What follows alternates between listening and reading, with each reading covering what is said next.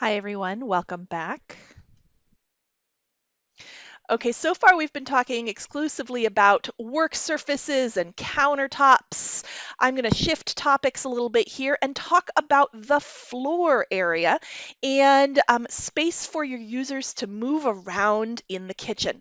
All right, and the first thing we'll talk about is called clear floor space. All right, at each activity center. You need to provide a minimum amount of space for your user to stand and move and stretch and use each activity center.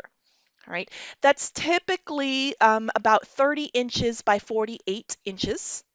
All right, but you may need to actually provide more space for users with special needs. Right? Each of these little zones, these clear floor space areas, can overlap each other. It's totally fine to overlap. All right. You don't, however, want to overlap with a door swing if you've got a door coming in or out of the kitchen. Right. So let's take a look at this illustration.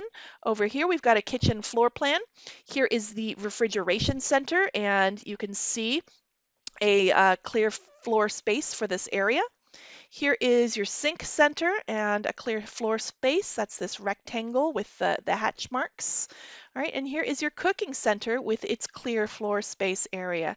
So you can see that each of these, you're able to access each one of these, all right, and it's okay that the those clear floor space areas overlap. So that was the areas for people to stand and work. Now let's talk about how much clearance you need for people to move around in a kitchen. And the first one is called a work zone clearance. All right.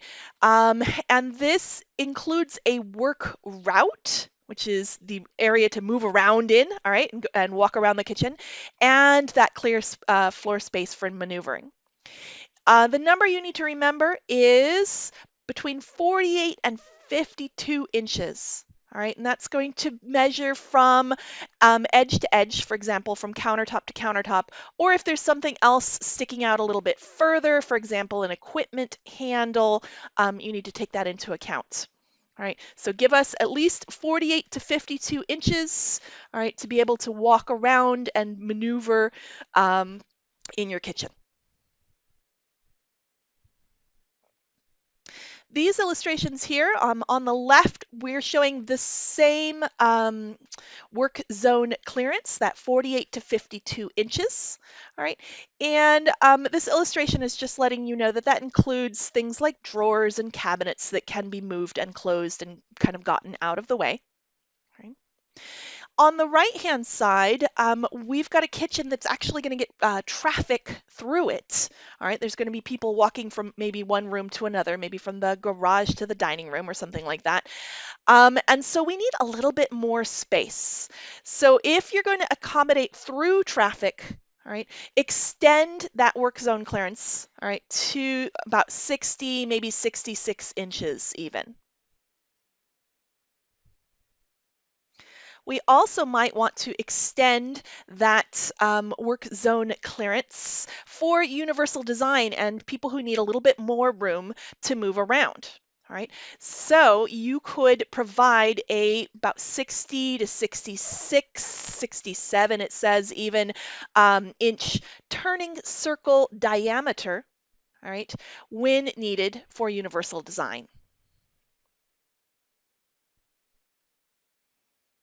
All right, everybody. In this video, we just went into a lot more detail about kind of the specifications needed for your kitchen centers. We talked about the countertop areas and the workspaces that were needed, and we talked about the floor space and the maneuvering area needed in your kitchen. Thank you.